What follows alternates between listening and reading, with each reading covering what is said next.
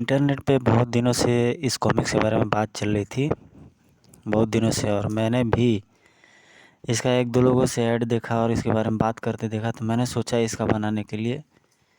ये कॉमिक्स आप front cover आप देख सकते हो, वो भी आज से करीब 32-33 साल पहले, 32 और 30 ईयर्स बैक। ये मनोज कॉमिक्स लेजेंड पब्लिकेशन था। आप इसको फ्रंट से आप देख लीजिए, इसका ऐसा लगता है जैसे बिल्कुल ही सजीव फ़ोटो, बिल्कुल लाइव फ़ोटो। चित्रकार को सलाम है ऐसा पिक्चराइजेशन करने के लिए। तो आइए आप इसकी स्टोरी के ऊपर लेकर के चलते हैं। पहले मैं आपको थोड़ा सा इसका ऊपर स्लाइड व्यू करके दिखा देता हूँ। पोस्ट मॉर्टम 983 इसकी संख्या थी, 7 रुपये दाम था उस समय। और इसी के बाद से मनोज कॉमिक्स ने एक से एक लेजेंड कॉमिक्स बनाना स्टार्ट किए। विध्वंस और बम्बुला, 5 हत्यारे है मेरे प्लेलिस्ट में। तूफान की मौत भी है, सुपर बॉय नहीं है, मुझे सिर चाहिए जटायु की भी नहीं है, आखिरी शर्त एक्शन एडवेंचर शायद नहीं है, अजगर की मौत है, स्टारों की प्रतिज्ञा नहीं है, लहू लूट, इंद्र और लुकासा, अंकज चालीन और भक्की वांगो, पोस्टमार्टम। तो इसमें से 2-3 कॉमिक्स है, ये आपको दिखा देता हूँ। इसलिए मनोज कॉमिक्स बहुत समय से आगे था और काफ़ी ज़्यादा पॉपुलर। विमल चटर्जी का संपादन है, संजय अष्टपुत्रे चित्रकारी किए हैं। आइए देखते हैं इसकी स्टोरी क्या है। दहेज के लालची कुत्तों होशियार, हम तुम्हारा पोस्टमार्टम करने आ गए हैं। हॉरर कॉमिक्स है, तो रात में आप डरिएगा नहीं इसको सुनते वक्त। ये काफ़ी थ्रिलर इसकी इमेजेस बनी हुई है। विक्रम सिन्हा अपने ड्राइंग रूम में टहल रहा था। कितनी आसानी से कंचन की हत्या को दुर्घटना साबित कर दिया हमने। वास्तव में पैसे में बहुत ताकत होती है, तभी इतनी रात हो गई, आप अभी तक टहल रहे हैं, चलिए सो जाइए। तो ये फर्स्ट पेज में दिखाई देता है कि किसी एक महिला का साया जो फ्रंट कवर पे दिखाई दे रहा है, और एक आदमी सोचते हुए उसके बारे में बात करते हुए। कैप्शन में डायलॉग लिखे हुए हैं। थर्ड है कंचन तो तुम, लेकिन अगले ही पल भय से चीख पड़ा विक्रम, नहीं तुम कंचन नहीं हो सकती, कंचन तो मर चुकी है। क्या सच? तभी ठक, उसके सिर पर पीछे से वार होता है, जो कि पीछे एक तस्वीर रखी रहती है। अरे बाप रे, डंडा मारकर हंस रहा है। भय से पीछे हटता हुआ जैसे वह खिड़की के पास पहुंचा, खिड़की पर टंगे पर्दे ने एक आकृति का रूप ले लिया और अगले ही पल उफ तड़ाक उछलकर फर्श पर जा गिरे विक्रम।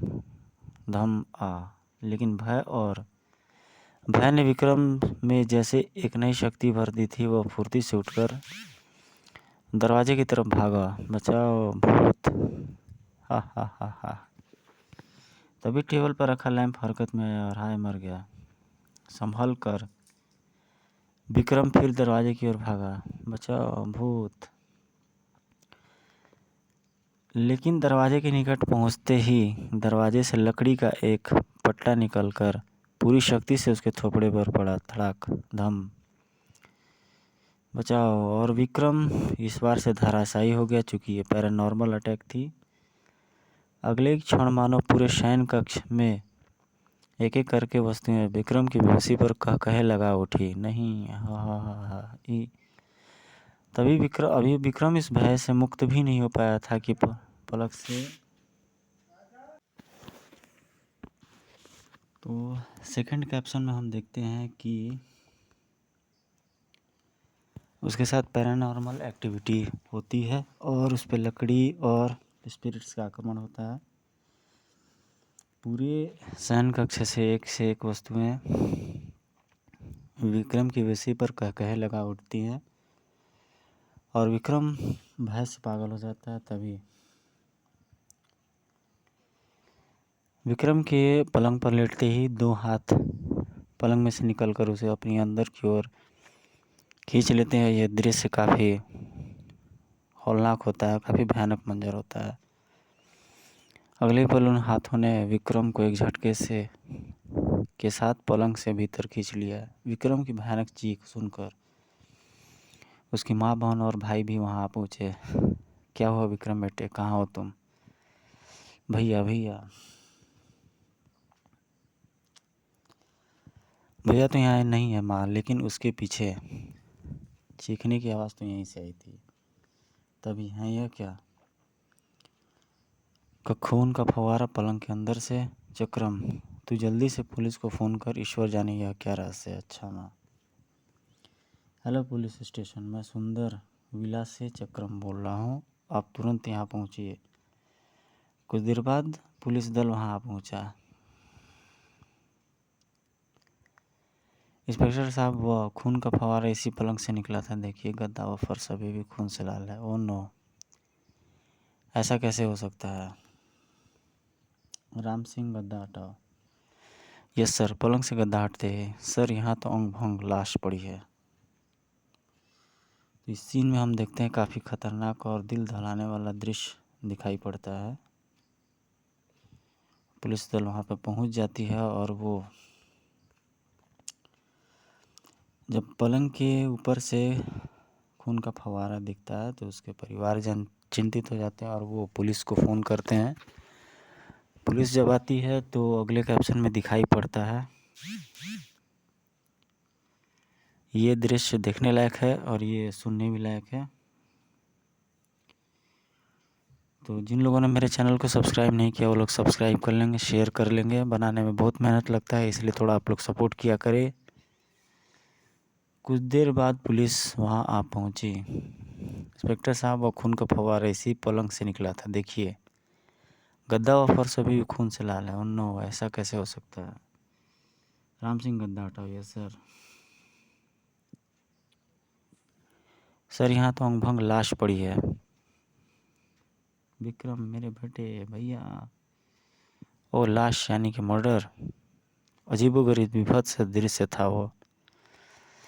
सीन ही ऐसा था कि सभी लोग के रोंगटे खड़े हुए।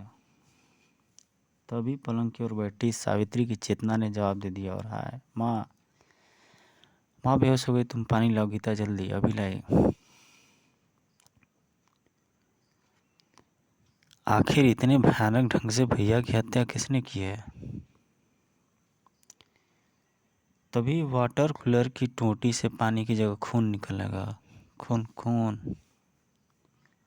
अगले पल गिलास उसके हाथ से निकलकर हवा में लहरा है और मेरा चेहरा।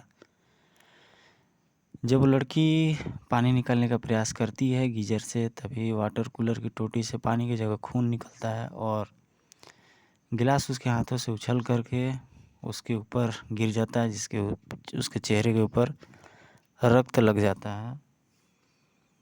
गीता की चीख सुनकर इंस्पेक्टर सिपाही व चक्रम किचन के दरवाजे की ओर दौड़ पड़े थे। गीता, क्या हुआ तुझे?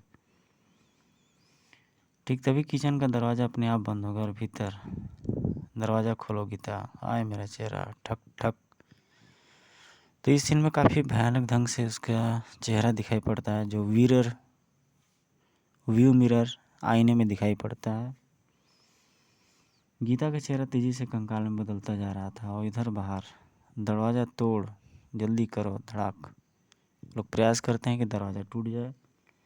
इधर शीशे के भीतर से अचानक गीता के अक्ष के दोनों हाथ बाहर निकले और उन्होंने गीता की गर्दन को बुरी तरह जकड़ लिया। बचाओ, और काफ़ी ज़्यादा भयानक आवाज़ के साथ। तभी अक्ष ने एक झटके से गीता का सिर सिंह पर पटक दिया। ओह ठक। तभी है, ओह नहीं, उसी पल फिर बचाओ। तभी किचन का दरवाज़ा टूटा। गीता, बड़ाक। और जब सबको वास्तविकता का पता चला, उन्नो एक और मर्डर। गीता, मेरी बहन। उफ। दरवाज़ा अंदर से बंद था और यहाँ कोई दूसरा है नहीं, फिर इसका मर्डर किसने किया? सिपाही, खिड़की भी बंद है। साहब, खिड़की भी बंद है, ज़रूर यह काम किसी भूत प्रेत का है। सूचना मिलने के कुछ देर बाद ही वहाँ प्रेस रिपोर्टर तथा फोटोग्राफर आदि भी पहुँच गए और अपना अपना काम करने लगे। लाश को सिंक से बाहर निकालो। Yes sir. क्लिक। बहुत बुरी तरह से फंसी हुई लाश। ओह, इसका सिर इसके अंदर कैसे गया?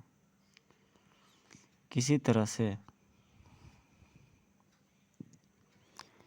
लाश को बाहर खींचने पर उसकी हालत देख सिपाहियों के रोंगटे खड़े हुए। उफ, इसका तो सर ही गायब है। अरे बाप रे। जैसा कि इसका फ्रंट कवर से ही मुझे मालूम था कि फिल्म ये कॉमिक्स डरावनी होने वाली है, वैसा ही था और बिल्कुल हॉरर मूवीज़ को भी मात कर रही है, चौंकाने वाला फैसला दे रही है। जब भी धड़ से अभी भी खून का फव्वारा छूट रहा था। क्लिक।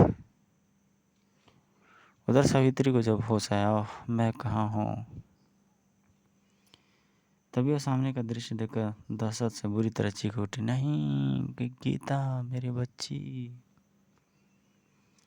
ये तुम्हें क्या हुआ गीता? तुम्हारी गीता मर चुकी है चुड़ैल। क्या? ही। हाँ मैं तेरी बहू कंचन। नहीं नहीं, मैं तुम सबको एक एक करके ख़त्म कर दूंगी, बचाओ। उसकी चीख सुनकर चक्रम, इंस्पेक्टर और कुछ लोग अन्य लोग वहाँ आ पहुँचे हैं। सुबह माँ, क्या हुआ माँ? आप रो क्यों रही हैं? क्या हुआ माँ जी, आप चीखी क्यों थी?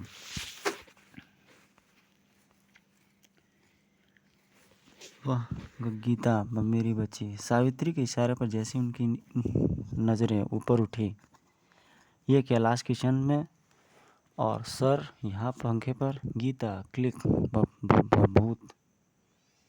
ओ ये सब क्या हो रहा है? इंस्पेक्टर साहब, माँ को बहुत तेज़ बुखार चढ़ा है, मैं इन्हें इनके कमरे में छोड़ आता हूँ। ठीक है। चक्रम सावित्री को उनके बेडरूम में ले आया। तुम यहीं आराम करो माँ, मैं अभी पुलिस को विदा करके आता हूँ। नहीं नहीं बेटा, मुझे अकेले छोड़कर मत जाओ, वह हम सबको मार देगी, तुझे और मुझे भी। तो देख रहे हैं इस कॉमिक्स का खैफ जो इतनी पुरानी 30-32 साल की कॉमिक्स होते हुए भी साफ़ सुथरी इसकी इमेज और साफ़ सुथरे इसके डायलॉग, साफ़ सुथरे कैप्शंस। इधर जब सावित्री को होश आता है तो चक्रम बोलता है कि तुम माँ आराम करो माँ, मैं अभी पुलिस को छोड़ के आता हूँ, जबकि उसकी माँ उसका मना करती है कि नहीं बेटा, मुझे छोड़कर अकेले मत जाओ, वो हम सबको मार देगी, तुझे और मुझे भी। कौन मार देगी माँ? यहाँ तो कोई भी नहीं है। कंचन, वह मुझसे यही कह रही थी। यह तुम क्या कर रही हो माँ? भाभी को तुम्हारी मतलब मेरा मतलब है मर चुकी है। नहीं, वो मर करके भी जिंदा है। चक्रम, वाह वाह। तभी मिस्टर चक्रम, दोनों लाशें पोस्टमार्टम के लिए ले जा रही हैं। आप लोगों की हालत देखते हुए अब शेष कार्यवाही सुबह ही हो सकेगी। ठीक है इंस्पेक्टर साहब, जैसा आप ठीक समझें। इंस्पेक्टर के जाने के बाद तुम यहीं लेटो माँ, मैं डॉक्टर अंकल को फ़ोन करके आता हूँ। माँ को पलंग पर लिटाकर चक्रम फ़ोन करने ड्राइंग रूम में पहुँचा। भयानक। अचानक यह सब कैसे हो गया? कुछ झगड़ा, कुछ समझ में नहीं आता। फिर यह कंचन भाभी अचानक माँ के जहन में भूत बनकर कैसे घुस गई? लेकिन जैसे उसने रिसीवर उठाया, ये क्या है? अरे बाप रे, ये कहाँ से आ गया? ही। तभी अब तू भी मरेगा। अगले पल बारहसिंगा ने तेजी से चक्रम के पैंट पर अपने सींगों से वार कर दिया। खच। उसी समय दीवार पर टंगा सिर भी मानो जीवित हो उठा। कोई जिंदा नहीं बचे। गर गर भगाओ गर। फिर तो कमरे में मौजूद हर वस्तु का तांडव शुरू हो गया और चक्रम को संभालने का अवसर नहीं मिला। गड़ा खच। हो ही खचाक। आए माँ ठक। और ये लोग चक्रम की काफ़ी बुरी स्थिति कर देते हैं, मार के घायल करके झन्न झनाक। हाय हाय, बेजान वस्तुएं कैसे जीवित हो गई और मुझे ये किस बात की सजा दे रही हैं। झन्न झनाक।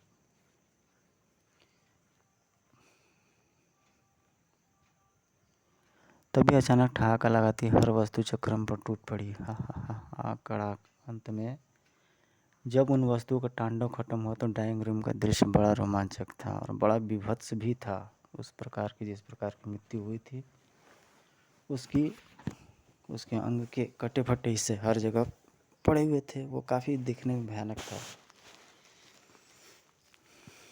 इधर अपने कमरे में सावित्रिया चक्रम की चीख पुकार सुनाई दे रही, लेकिन मैं चाह कर भी उठ नहीं पा रही हूँ। तभी अचानक कड़कड़ कड़कड़ गर।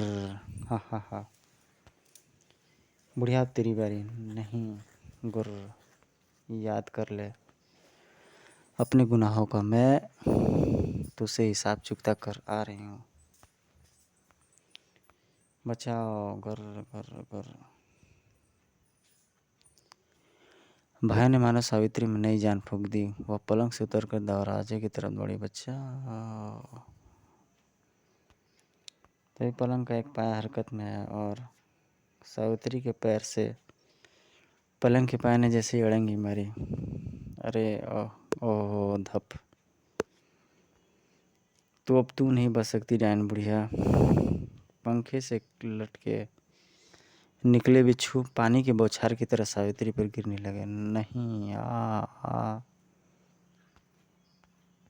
आई बच्चा। ही। अचानक बिच्छू गायब हो गए और उसकी जगह एक और नए मुसीबत ने अचानक बिच्छू गायब हो गए और उसकी जगह एक और मुसीबत दरवाजे की ओर से सावित्री की ओर बढ़ी है। अफ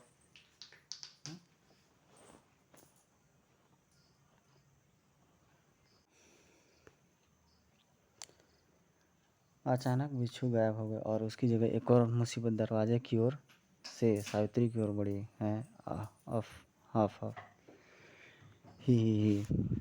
मुझसे ही तूने कंचन का सिर फोड़ा था ना चुड़ैल। नहीं मेरी जान बख्श दो। और इस प्रकार से ये आप सीन में देख रहे हैं कि बड़ी बुरी तरीके से इनका डेथ होता है और सारे के सारे जो चरित्र हैं वो कैरेक्टर्स हैं वो बुरी तरीके से मृत्यु को प्राप्त होते हैं।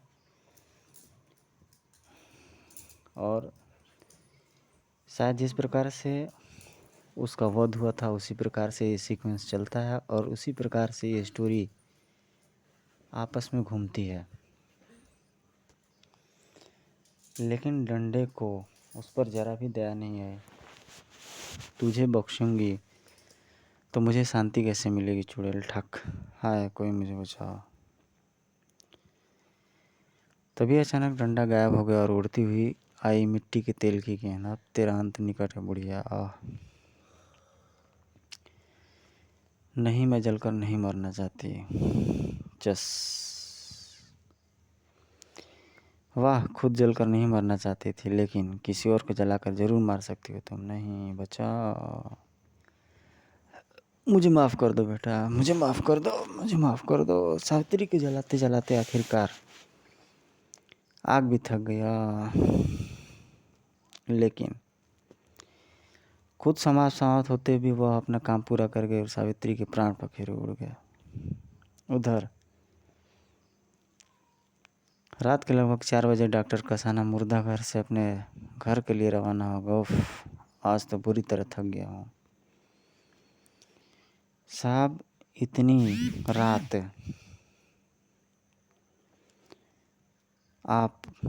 रात तक का आप पोस्टमार्टम ही कर रहे थे।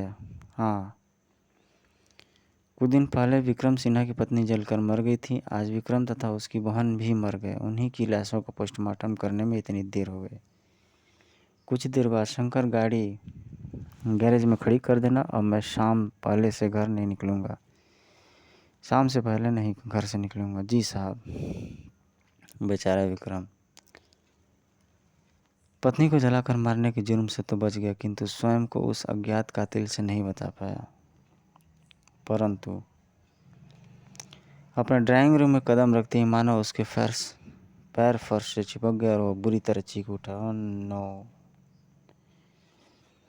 अगले पल, हाय बबलू मेरे बेटे, आए मेरे लाल, किसने की तुम सब की ऐसी भयानक दुर्गति? तभी, मैंने किया है इन सब का पोस्टमार्टम, अब तेरा भी यही हाल करूँगी डॉक्टर। हा हा हा हा हा। अरे रश्मि तुम? रश्मि डॉक्टर की पत्नी थी। मैं तेरी पत्नी रश्मि नहीं, कंचन हूँ कमीने।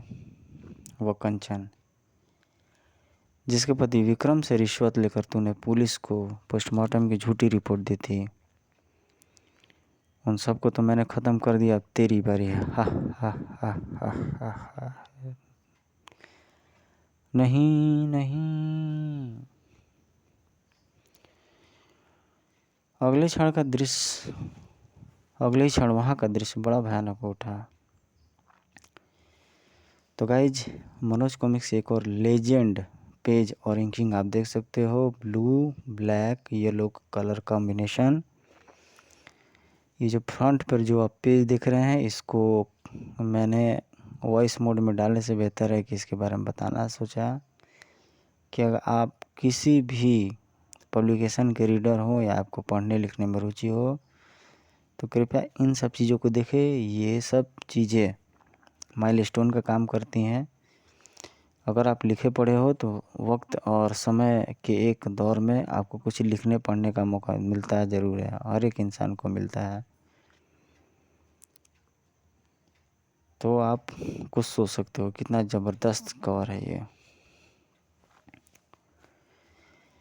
आइए चलते हैं स्टोरी पे, देखते हैं क्या होता है। अगले क्षण वहाँ का दृश्य बहुत ही भयानक हो उठा। बेटे के पापों की सज़ा तुझे मिलेगी, मुझे मिली, वही अब तुझे मिलेगी। लालच के अंधे अब तेरे ही प्रियजनों के यह कटे हुए अंग भंग तेरा पोस्टमार्टम करेंगे। हा हा हा हा। डैडी, तुम्हारी वजह से हम सब की मौत हुई है, मैं तुम्हें जिंदा नहीं छोड़ूंगी। हा हा हा हा हा। ही बेटा, तू भी हम लोग के पास आ जा, आ जा। ही।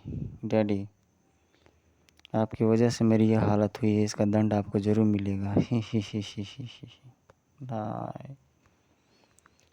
तो गाइज, आप इस कैप्शन में इस इमेज में देख सकते हो, बहुत अच्छा पेज का कलर है, पीला येलो हर चीज़ में है।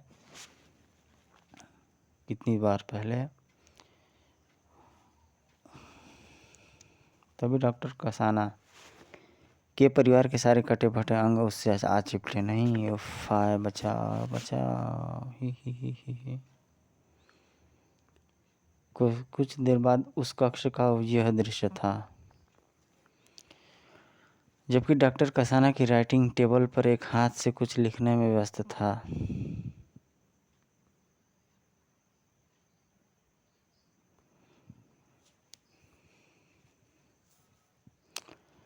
कुछ देर बाद उस कक्ष का यह दृश्य था, जबकि डॉक्टर कसाना की राइटिंग टेबल पर एक हाथ कुछ लिखने में व्यस्त था।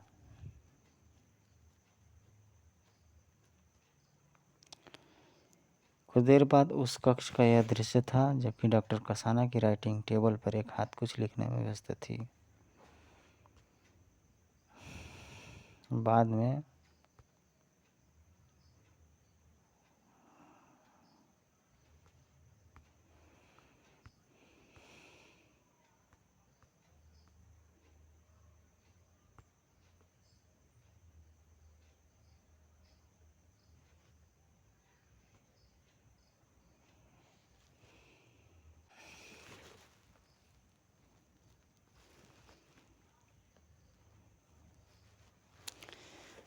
तभी डॉक्टर कसाना के परिवार के सारे कटे फटे अंग उसे जा चिपटे। ही।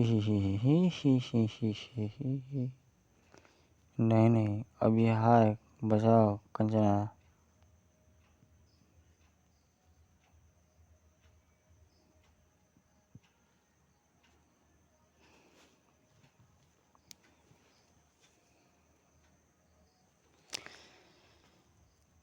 कुछ देर बाद उस कक्ष का दृश्य था, जबकि जैसा कि आप लोग सीन में देख रहे हो, काफ़ी ज़्यादा भयावह दृश्य है, जबकि डॉक्टर कसाना की राइटिंग टेबल पर एक हाथ कुछ लिखने में व्यस्त था। आप देख सकते हैं यहाँ पर भी किसी स्पिरिट ने डॉक्टर कसाना के कटे फटे हाथों को पकड़ा हुआ और कुछ लिखने का प्रयास कर रहा है। बाद में तफ्तीश के दौरान की गई राइटिंग टेबल से पुलिस को जो वो कागज़ मिला, इस कागज़ में किसी का बयान लिखा हुआ है। डॉक्टर कसाना और मिस्टर विक्रम सिन्हा के परिवारों को ख़त्म करने वाली हूँ मैं, यानी कंचना विक्रम सिन्हा, उसकी माँ सावित्री देवी चक्रम तथा गीता हर रोज़ मुझसे कुछ न कुछ मायके से कुछ न कुछ मंगाते रहते थे। लेकिन कल सुबह होते ही जब मैंने उन्हें यह धमकी दी, बस बहुत हो चुका, दहेज के लालचियों भेड़ियों में अभी जाकर पुलिस के में तुमको फिर क्या, बस बहुत हो चुका, दहेज की लालची भेड़ियों में अभी जाकर पुलिस में तुम सबके खिलाफ रिपोर्ट करती हैं क्या। उससे कहकर जैसे ही मैं दरवाजे की ओर बैठी, विक्रम, अगर इस कुतिया ने रिपोर्ट कर दिया तो हम सबको जेल हो जाएगी। भाभी को पकड़ो भैया। हाँ भैया, इस कलमुही को अब सबक सिखाना होगा। विक्रम ने झपट कर मुझे पकड़ लिया। हरामजादी, हमारे खिलाफ रिपोर्ट करेगी? ओह, छोड़ो मुझे।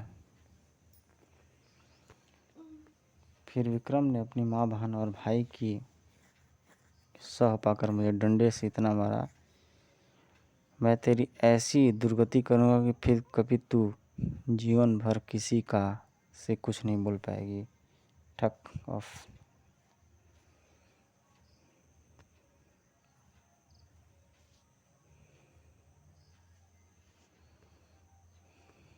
बचाओ। तभी तड़ाक,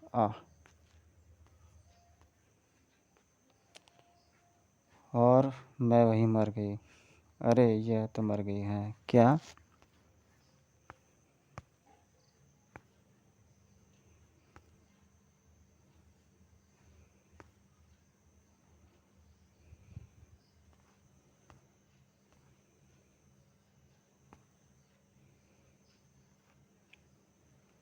इस सीन में दिखाई दे रहा है कि कंचन नाम की युवती की काफ़ी ज़ोरदार पिटाई होती है, जिसकी वजह से वह मरमाहत और आहत रहती है। तभी कड़ाक तड़ाक, मैं वहीं मर गई। अरे यह तो बड़का झाल है। मैं वहीं बैठ गया। अरे सर, मैं वहीं बैठ गई। अरे यह तो बैठ गई हैं। Yes sir.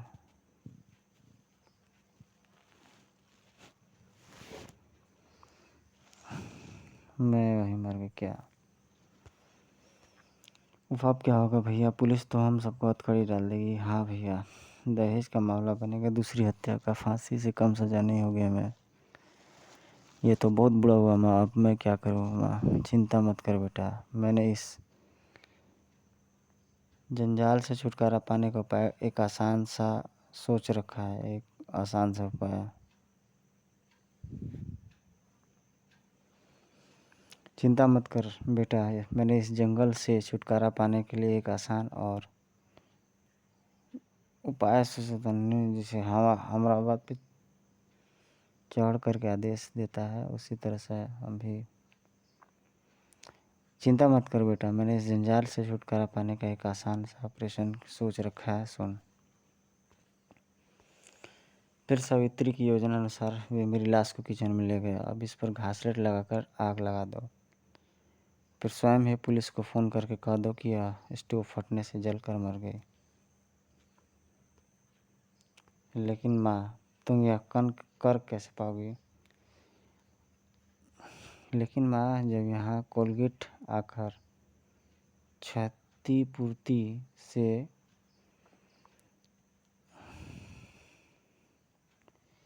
लेकिन माँ, जब तक वह पुलिस आकर छानबीन करेगी नहीं और फिर वहाँ पर कहीं होम ट्यूशन वह पढ़ावा लगी ना, तो बहुत पैसा है इधर भी। लेकिन माँ, जब तक पुलिस यहाँ आकर छानबीन करेगी और उससे फटा हुआ स्टोव नहीं मिलेगा तो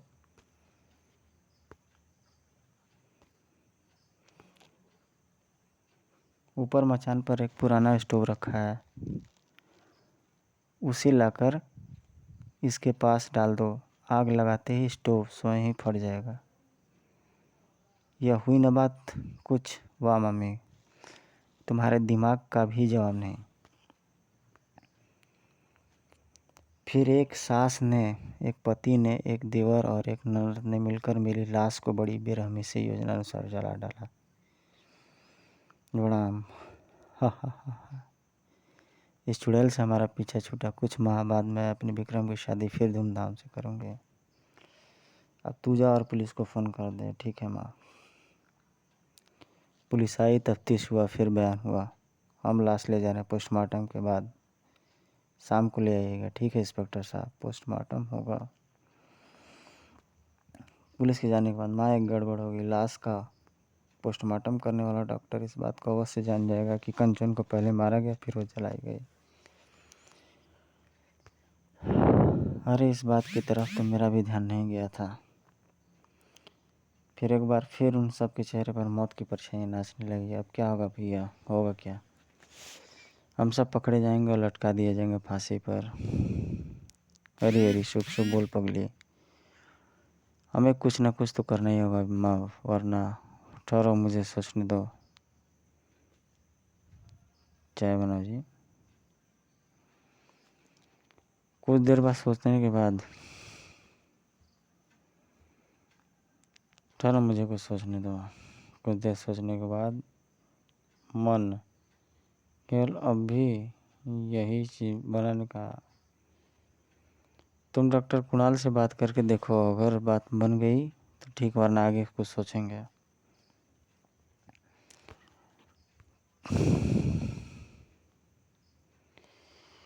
हमें कुछ ना कुछ तो करना ही होगा माँ, वरना ठहरो मुझे सोचने दो। कुछ देर सोचने के बाद, सुनो अब केवल यही एक मार्ग है कि पोस्टमार्टम करने वाले डॉक्टर को खरीद लिया जाए। तुम डॉक्टर से बात करके देखो, अगर बात बन गई तो ठीक, वरना कुछ आगे सोचेंगे। ठीक है माँ। मैं भी संबंधित डॉक्टर से मिलाता हूँ।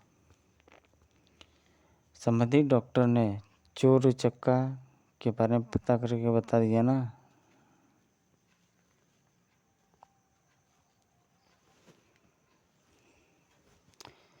संबंधित डॉक्टर के बारे में पता करने के पश्चात विक्रम सीधा संबंधित डॉक्टर के बारे में पता करने के पश्चात विक्रम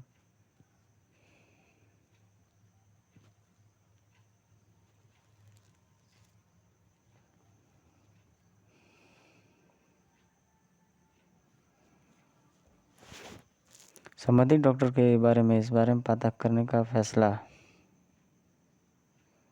एक थे दे दे। क्या बजे तक रहला है यार?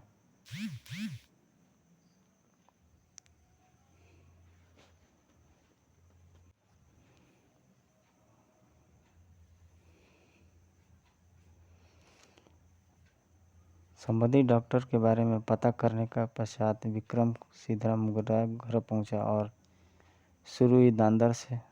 शुरू से दानव उन पर नज़र रखे हुए थे। पोस्टमार्टम अगर लड़की ने इनकार कर दिया तो मैं इंस्पेक्टर को खरीदने की कोशिश करूंगा। अगर डॉक्टर ने इनकार कर दिया तो फिर पोस्टमार्टम करने वाले डॉक्टर का अचानक कमरे में। डॉक्टर साहब, मैं एक छोटे से काम के बदले आपको 10,000 दे सकता हूँ। क्या मतलब? किस काम के बदले आप मुझे ये रकम देना चाहते हैं?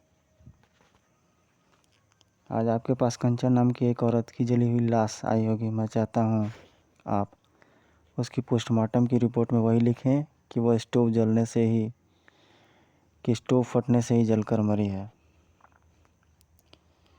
सारा मामला समझ कर सुनिए मिस्टर विक्रम, यह कत्ल का मामला है, इसलिए सौदा 10,000 में नहीं 50,000 में पड़ सकता है। बोलो हाँ, तुम मंजूर हो तो बोलो 50,000। सोच लो, एक तरफ तुम सबकी ज़िंदगी है और दूसरी तरफ सिर्फ 50,000। फिर मजबूरी में विक्रम सिन्हा ने डॉक्टर कसाना को 50,000 रुपये देकर उससे अपनी मनचाही रिपोर्ट लिखवा ली और शाम को मेरा शरीर लेकर उसका अंतिम संस्कार कर दिया। आए ये कम वक़्त, जाते जाते भी मुझे 50,000 का चूना लगा गई। दोस्तों, जब तक मैं तुमसे गिन गिन कर बदला ना ले लूँ, इस दुनिया को छोड़कर नहीं जाऊंगी। और आज मैंने दहेज के लोभियों तथा उस रिश्वतखोर डॉक्टर के परिवार को ख़त्म कर दिया। हालांकि मुझे इस बात का दुख है कि प्रतिशोध की आग में जलकर मैंने डॉक्टर कसाला के निर्दोष परिवार की हत्या फिजूल में ही कर डाली। बस आप सबकी बदनसीब का चैन। पूरा पत्र पढ़ने के बाद मुझे तो पहले ही शक हो गया था कि किसी आत्मा का चक्कर है क्या है। अरे बाप रे भूत। डॉक्टर साहब, इंस्पेक्टर साहब, इस कागज़ पर लिखा बयान और लाशों के फोटो अखबार में छपवा देना, साथ ही यह भी छपवाना न भूलना कि दहेज के लालची भेड़ियों ने अगर अब भी बहुओं को जलाना नहीं छोड़ा तो मरने के बाद मेरी जैसी और भी बहुएं आत्मा के रूप में उनके पूरे परिवार को ख़त्म कर डालेंगे। चिंता मत करो कुंचन बहन, मैं तुम्हारा यह पूरा बयान देश के तमाम अखबारों में छुपाऊंगा। दूसरे दिन कंचन का पूरा बयान अखबारों में प्रकाशित हुआ और जिसने भी फोटो देखा और बयान देखा वो सिर उठा। बहुत बुरी तरह से मारा गया है सब। बाप रे, दहेज मांगने वालों का इतना भयानक इंतजाम। हे भगवान, बहू की नजरिए में हे भगवान, बहू की आत्मा ने इंतकाम लिया। इसका अनुकूल प्रभाव पड़ा लड़कों के माता पिताओं पर। नहीं भाई साहब, हमें शादी में दहेज वहेज कुछ नहीं चाहिए। ओह